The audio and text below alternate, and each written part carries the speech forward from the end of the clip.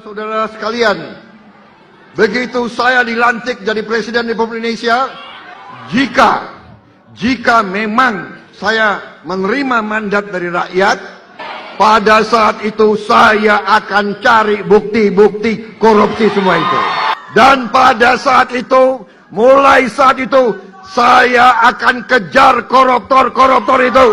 Bila perlu, sampai ke Antartika, sampai ke padang pasir yang paling jauh akan saya kejar. Hai para koruptor atau yang merasa pernah mencuri dari rakyat, kalau kau kembalikan yang kau curi, ya mungkin kita maafkan, tapi kembalikan dong. Nanti kita beri kesempatan cara mengembalikannya. Bisa diam-diam supaya nggak ketahuan. Mengembalikan loh ya, tapi kembalikan.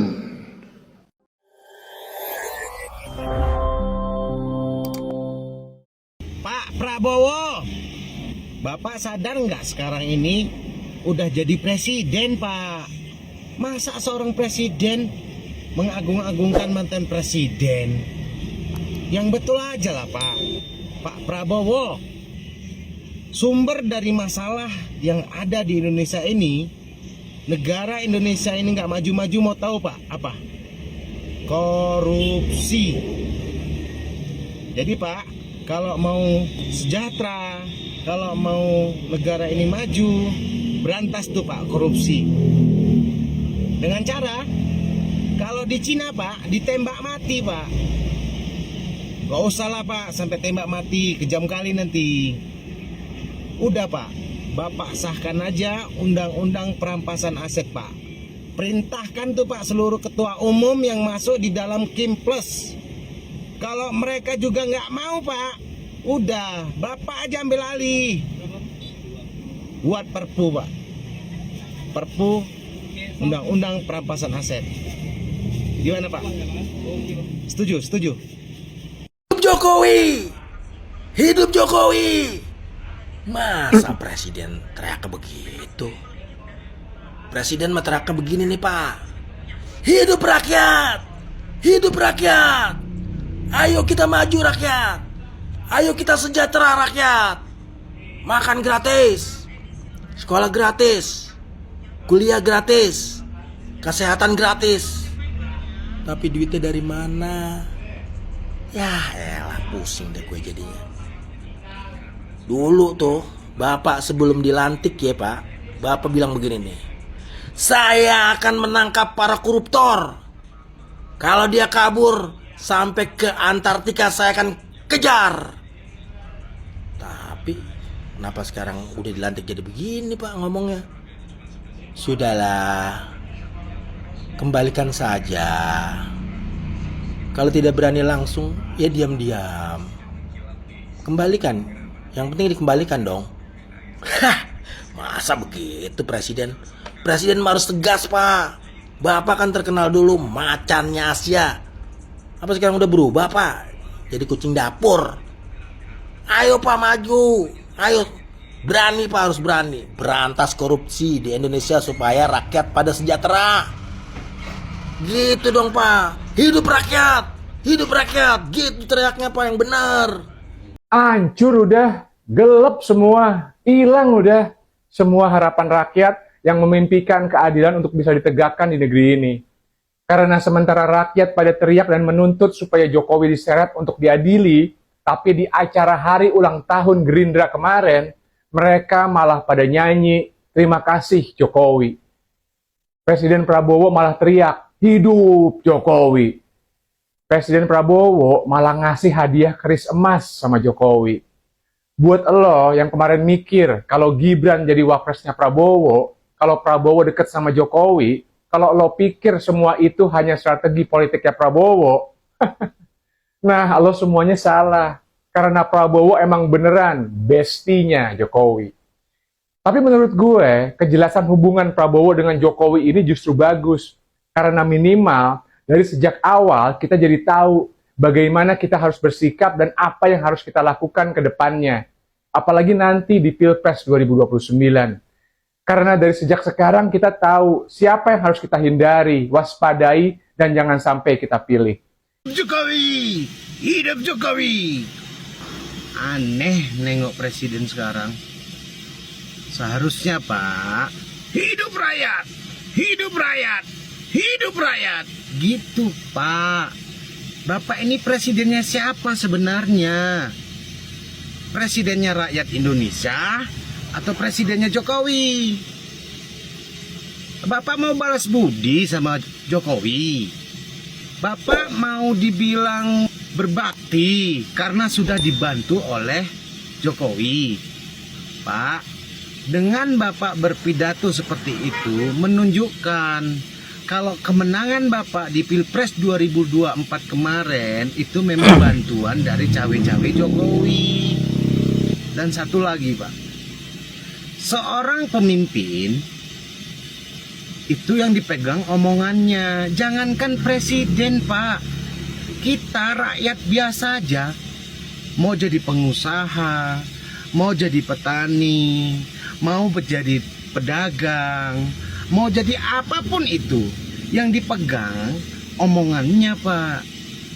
Omongan manusia itu yang dipegang Pak. Kalau pengen sukses, kalau pengen dipercaya sama orang, maka jagalah omongannya. Jangan hari ini ngomong A, besok ngomong B. Apa bedanya Bapak sama Mulyono, Pak? Aduh. Ya boleh Bapak sekarang sanjung-sanjung Bapak Mulyono itu. Bapak Jokowi itu Bapak sanjung-sanjung boleh. Karena Bapak selama ini merasa terbantu, sudah terwujudkan mimpinya. Tapi Pak, sekali lagi, yang dipegang dari seorang pemimpin itu Pak, omongannya. Konsistenkah dia dengan omongannya? Hari ini Bapak bilang, saya rela mati demi rakyat. Hah?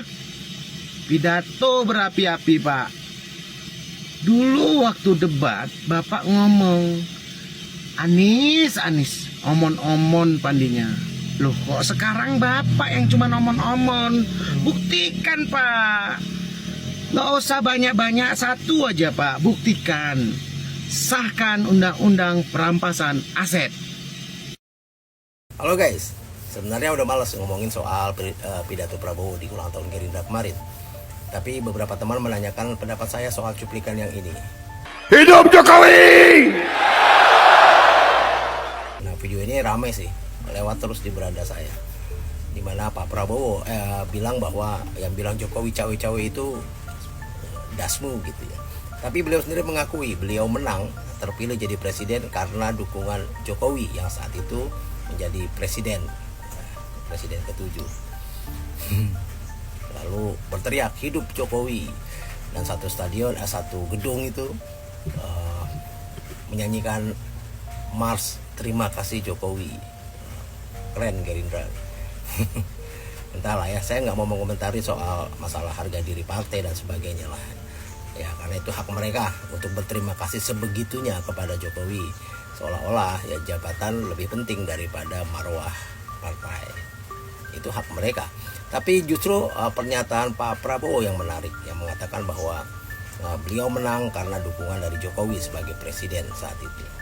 Nah, ini justru akhirnya mengklarifikasi bahwa film dokumenter Dirty Vote itu ya benar adanya, bahwa Prabowo dan Gibran memenangkan pemilu ya dicapai melalui praktik-praktik kecurangan yang bersifat terstruktur, sistematis dan masif. Nah, hal ini mencakup penyalahgunaan aparatur negara, manipulasi bansos, dan keputusan kontroversial dari Mahkamah Konstitusi yang dianggap memperburuk integritas pemilu. Nah, bahkan kondisi ini disebut sebagai ya tanda kemunduran demokrasi kita menuju otokrasi, di mana pemilu tetap berlangsung tapi tidak mencerminkan keadilan dan kebebasan. Karena kita didukung oleh Presiden ke-7. Hidup Jokowi!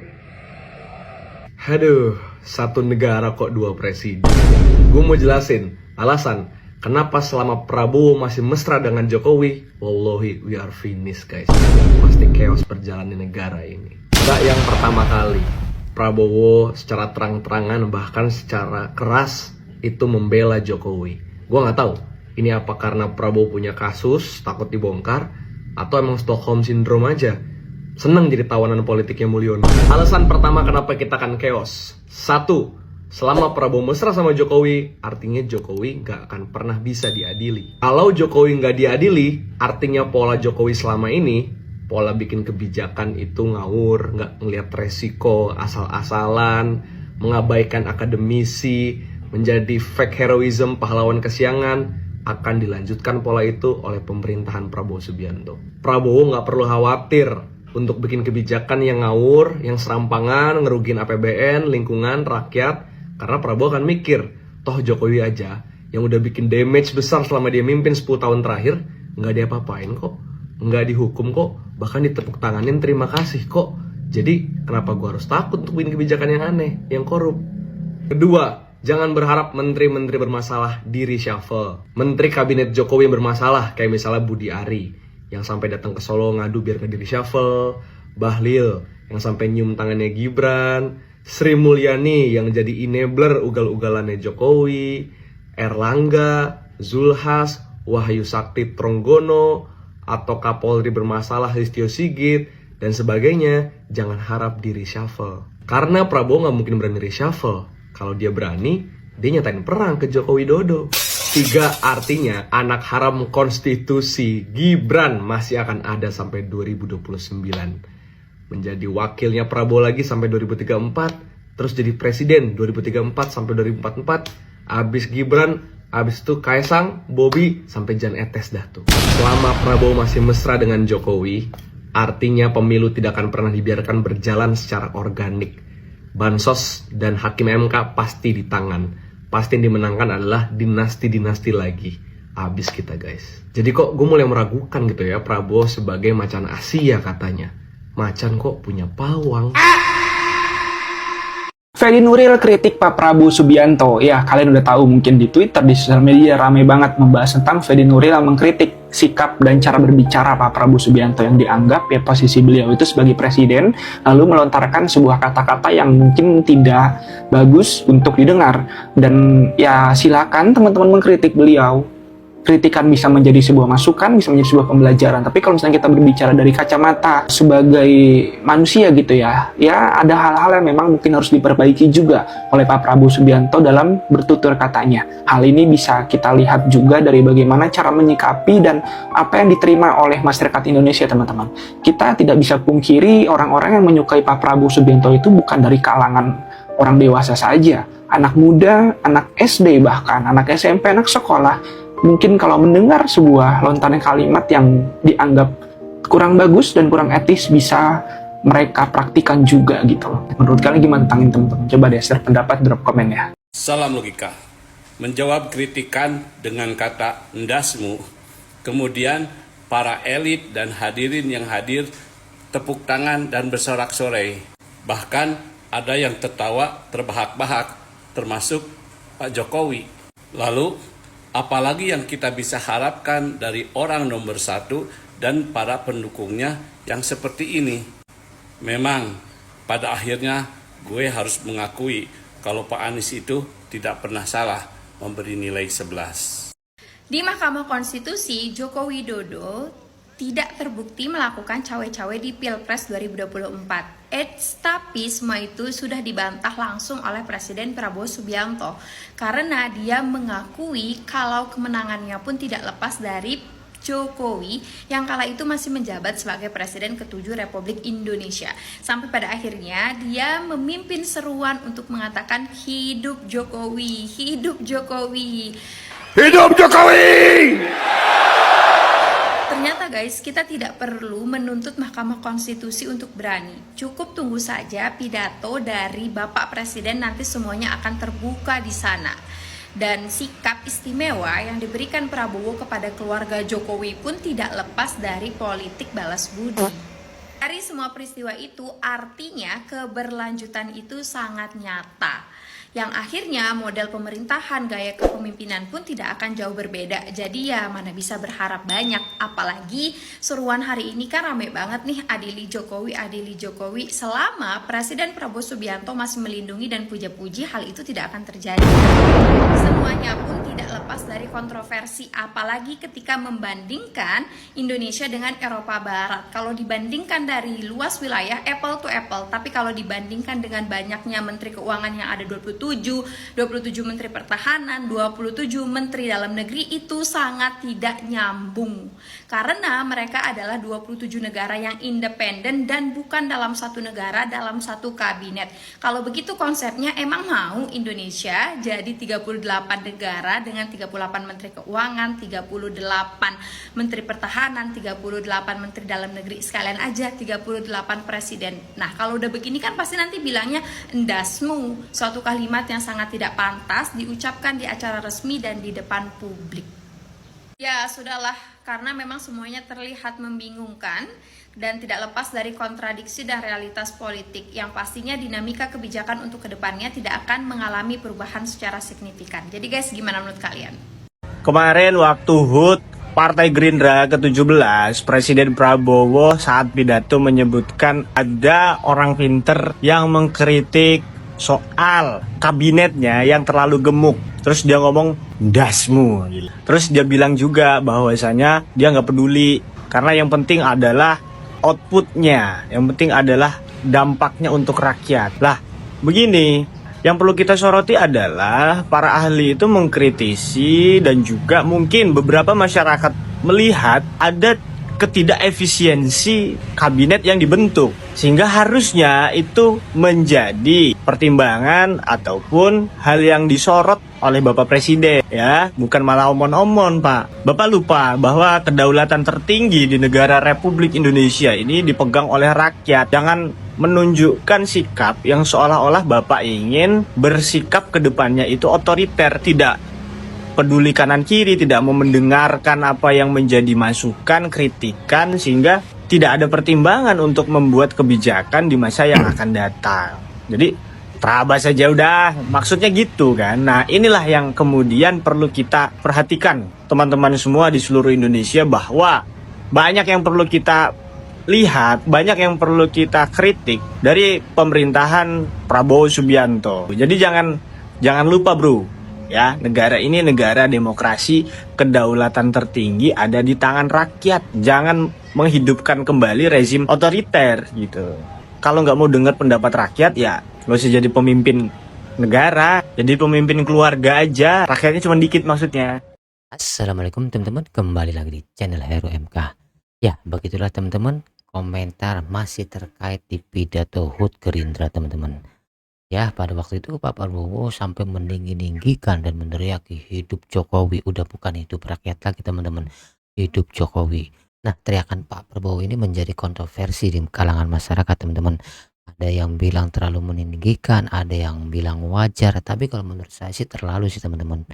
Masa iya sih seorang presiden sampai mengucapkan hidup Jokowi ya ini kepada seorang mantan presiden, bukan hidup rakyat lagi gitu teman-teman. Yang seharusnya beliau ucapkan itu hidup rakyat, bukan hidup Jokowi, karena beliau ini dipilih oleh rakyat gitu loh teman-teman. Dan statement beliau ini seperti mengkonfirmasi bahwa beliau ini terpilih sebagai presiden ini hasil karena cawe-cawenya Pak Jokowi ketika masih menjabat sebagai presiden. Sudah jelas beliau bilang saya bisa seperti ini karena dukungan Pak Jokowi. Walaupun Mahkamah Konstitusi bilang tidak ada unsur cawe-cawenya, dibantahkan sendiri oleh Pak Prabowo bahwa beliau jadi ini karena didukung oleh Pak Jokowi. Oke teman-teman, saya akan membacakan salah satu komentar dari salah satu video yang kita tonton teman-teman, ya ini dari Abah Kumis. Seekor macan jika sudah di arena sirkus akan nurut kepada pelatihnya